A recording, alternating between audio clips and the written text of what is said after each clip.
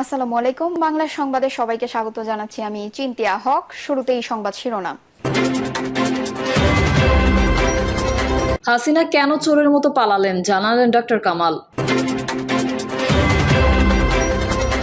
স্ত্রী সন্তান সহ মাহবুবুল আলম হানিফের বিদেশ যাত্রায় নিষেধাজ্ঞা। দুর্ধর্ষ সন্ত্রাসী সাজ্জাদের স্ত্রী বললেন, কারি কারি টাকা ছেড়ে জামাইকে নিয়ে আসব। এবং সর্বশেষ জানাবো, ডিবি হেফাজতে মৃত্যু, হেজাজের ময়নাতদন্ত সম্পন্ন, শরীরে আঘাতের চিহ্ন। এতক্ষণ শুনছিলেন সংবাদ শিরোনাম, এবারে বিস্তারিত। হাসিনা কেন চোরের মতো পালালেন জানালেন ডক্টর কামাল। প্রবীণ রাজনীতিবিদ ও গণফোরাম সভাপতি ডক্টর কামাল হোসেন ছাত্রজীবন থেকে আওয়ামী লীগের রাজনীতির সঙ্গে সম্পৃক্ত ছিলেন। স্বাধীনতার পর ছিলেন দেশের প্রথম পররাষ্ট্রমন্ত্রী, ছিলেন সংবিধানের অন্যতম প্রণেতা। শেখ হাসিনাকে দেশে ফিরিয়ে আনা এবং দলটির সভাপতি করার পেছনে ডক্টর কামাল হোসেনই ছিল মূল উদ্যোক্তা। কিন্তু শেখ হাসিনা 91 সালের নির্বাচনে পরাজিত হওয়ার পর সবার আগে তাকে আওয়ামী লীগ ছেড়ে যেতে বাধ্য করেন। শুধু ডক্টর কামাল হোসেন একা নন, আওয়ামী লীগের অনেক প্রবীণ নবীন নেতাকে শেখ হাসিনার প্রতিহিংসার শিকার হয়ে করুণ পরিণতি মেনে নিতে হয়েছে। এই প্রসঙ্গে ডক্টর কামাল হোসেন রোববার যুগান্তরকে বলেন, আওয়ামী লীগের এই পরিণতির জন্য এককভাবে শেখ হাসিনাই দায়ী। তিনি ত্যাগী এবং পরীক্ষিত নেতাকর্মীদের উপেক্ষা করেছেন, অবমূল্যায়ন করতেন, অপমান অপদস্থ করতেন, দলে পরিবারতন্ত্র প্রতিষ্ঠা করেছিলেন। আওয়ামী লীগের শেখ হাসিনার কথাই ছিল শেষ কথা, তার কথাই ছিল আইন। তিনি নিজেকে রাজা ভাবতেন আর দেশের মানুষকে ভাবতেন প্রজা। ভিন্ন মত একেবারেই সহ্য করতে পারতেন না শেখ হাসিনা, আর এই কারণেই তাকে এভাবে চোরের মতো পালাতে হয়েছে। শুধু ডক্টর কামাল হোসেন একা নন, আওয়ামী লীগের অনেক প্রবীণ নবীন নেতাকে শেখ হাসিনার প্রতিহিংসার শিকার হয়ে করুণ পরিণতি মেনে নিতে হয়েছে। শেখ হাসিনার ছেলে সজীব ওয়াজেদ জয়ের দুর্নীতি নিয়ে কথা বলায় আব্দুল লতিফ সিদ্দিকীকে 2024 সালের 24শে অক্টোবর আওয়ামী লীগ থেকে বহিষ্কার করা হয়। এর আগে একইভাবে 1999 সালে আওয়ামী লীগ ছেড়ে যেতে বাধ্য করা হয় তার ছোট ভাই বঙ্গবীর আব্দুল কাদের সিদ্দিকীকেও। আব্দুল লতিফ সিদ্দিকী আওয়ামী লীগের সভাপতিমণ্ডলীর সদস্য ছিলেন পাট ও বস্ত্রমন্ত্রী। সজীব ওয়াজেদ জয়ের বিরুদ্ধে কথা বলার অপরাধে দল থেকে ছিটকে পড়েন, মন্ত্রিত্ব হারান। আর আব্দুল কাদের সিদ্দিকী ছিলেন দলটির কেন্দ্রীয় কার্যনির্বাহী কমিটির 1 নম্বর সদস্য। তাকে বাদ দিয়ে শেখ হাসিনা তার আপন ফুফাতো ভাই আবুল হাসনাত আবদুল্লাহকে দলের কেন্দ্রীয় কার্যনির্বাহী কমিটির 1 নম্বর সদস্য করেন। স্ত্রী সন্তান সহ মাহবুবুল আলম হানিফের বিদেশ যাত্রায় নিষেধাজ্ঞা। দুর্নীতির অভিযোগ থাকায় আওয়ামী লীগের যুগ্ম সাধারণ সম্পাদক মাহবুবুল আলম হানিফ ও তার স্ত্রী ফৌজিয়া আলম, ছেলে ফাহিম আফসার আলম ও ফারহান সাদিক আলম এবং মেয়ে তানিশা আলমের বিদেশ যাত্রায় নিষেধাজ্ঞা দিয়েছেন আদালত। দুদকের জনসংযোগ কর্মকর্তা আক্তারুল ইসলাম এই তথ্য জানান। তিনি বলেন, স্ত্রী 3 সন্তান সহ মাহবুবুল আলম হানিফের বিদেশ যাত্রা বন্ধের জন্য আহ্বান করা হয়। আদালত আবেদন মঞ্জুর করেছেন। দুদকের পক্ষে উপপরিচালক সাইদুজ্জামান তাদের দেশ থেকে নিষেধাজ্ঞা চেয়ে আবেদন করেছিলেন। আবেদনে বলা হয়, মাহবুবুল আলম হানিফের বিরুদ্ধে পদ্মা ও গড়াই নদীর বালুমহল থেকে চাঁদাবাজি, টেন্ডার বাণিজ্য, নিয়োগ বাণিজ্য, হাটবাজারের ইজারা বাণিজ্য, বিভিন্ন অনিয়ম ও দুর্নীতির মাধ্যমে টিআর কাবিখা সহ বিভিন্ন উন্নয়ন প্রকল্প থেকে অর্থ আত্মসাতের অভিযোগ রয়েছে। এসব অর্থ বিদেশে পাচার ও স্ত্রীর নামে বেসরকারি বিশ্ববিদ্যালয় প্রতিষ্ঠা সহ নিজ নামে ও পরিবারের সদস্যদের নামে জ্ঞাত আয় বহির্ভূত সম্পদ অর্জনের অভিযোগের অনুসন্ধান চলছে।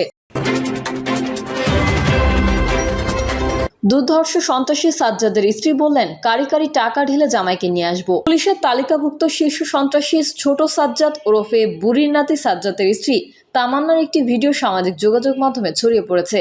ডাবল মার্ডার সহ একাধিক হত্যা মামলার আসামি সাজ্জাদকে কারি কারি টাকা দিয়ে জেল থেকে নিয়ে আসবেন বলে ভিডিওতে জানিয়েছেন তিনি।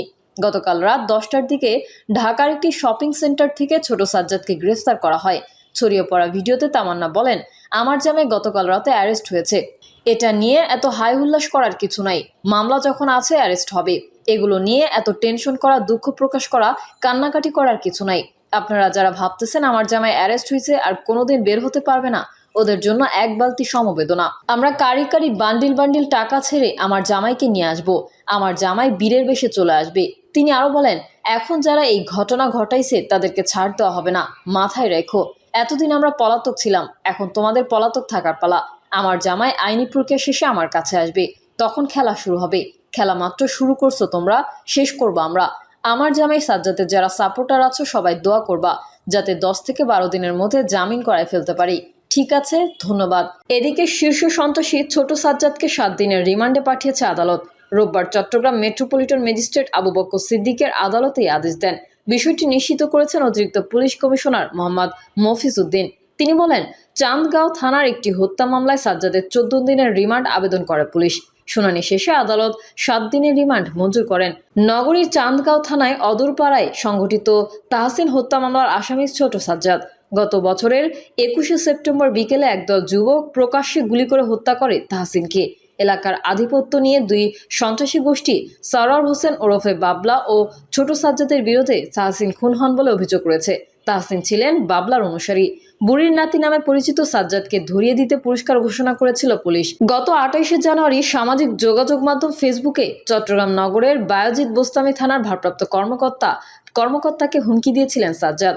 এরপর 30শে জানুয়ারি সাজ্জাদকে ধরতে তথ্যদানকারী কিংবা সহায়তাকারীকে নগদ অর্থ পুরস্কারের ঘোষণা দেওয়া হয়। ফেসবুক লাইভে সাজ্জাদ বলেন, ওসি আরিফ দেশের যেই প্রান্তেই থাকেন না কেন তাকে নগরের অক্সিজেন ধরে এনে পেটাবো, প্রয়োজনে মরে যাব, কিন্তু হার মানব না।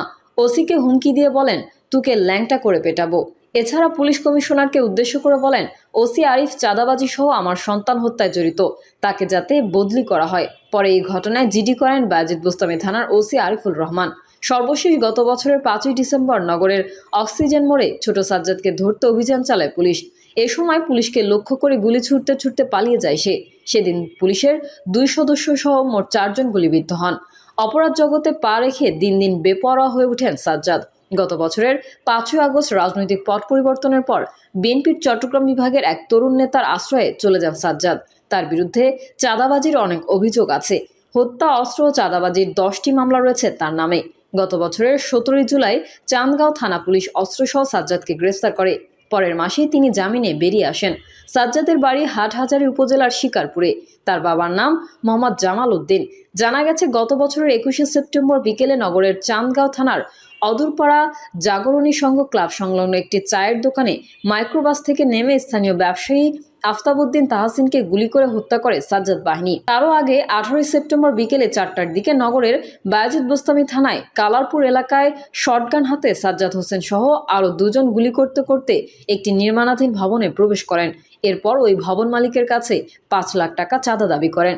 এছাড়াও গত বছরের 29শে আগস্ট নগরের বায়েজিদ বোস্তামি থানার অক্সিজেন কোয়াইশ সড়কে প্রকাশ্যে গুলি করে মাসুদ কায়সার ও মোহাম্মদ আনিস নামে 2 জনকে হত্যা করা হয়। এলাকায় আধিপত্য বিস্তার, ব্যবসা ও রাজনৈতিক মতাদর্শ নিয়ে 2 পক্ষের দ্বন্দ্বের জেরে এই খুন হয়। চাঞ্চল্যকর এই ডাবল মার্ডারের ঘটনায় 2 মামলায় সাজ্জাদ ও তার সহযোগীদের আসামি করা হয়। ডিবি হেফাজতে মৃত্যু, হেজাজের ময়নাতদন্ত সম্পন্ন, শরীরে আঘাতের চিহ্ন। ঢাকা মহানগর গোয়েন্দা পুলিশ হেফাজতে চিকিৎসাধীন অবস্থায় মারা যাওয়া হেজাজ বিন আলিমের ময়নাতদন্ত সম্পন্ন হয়েছে। রোববার দুপুরে ঢাকা মেডিকেল কলেজ হাসপাতালের মর্গে তার ময়নাতদন্ত সম্পন্ন হয়। পরে মোহাম্মদপুর থানা পুলিশ তার পরিবারের কাছে মরদেহ হস্তান্তর করে। নিহত হেজাজ বিন আলমের বাড়ি টাঙ্গাইল জেলার সদর থানা এলাকায়। তিনি ধানমন্ডি শেরেবাংলা রোডের একটি বাসায় থাকতেন। তার বাবার নাম শাহ আলম খান। নিহত হেজাজের ভাই আবিদ বিন আলম বলেন, ময়নাতদন্ত শেষে আমার বড় ভাই হেজাজের মরদেহ গ্রহণ করেছি। তাকে এখন ধানমন্ডির দিকে নিয়ে যাচ্ছি, সেখানে জানাজা শেষে দাফন করা হবে।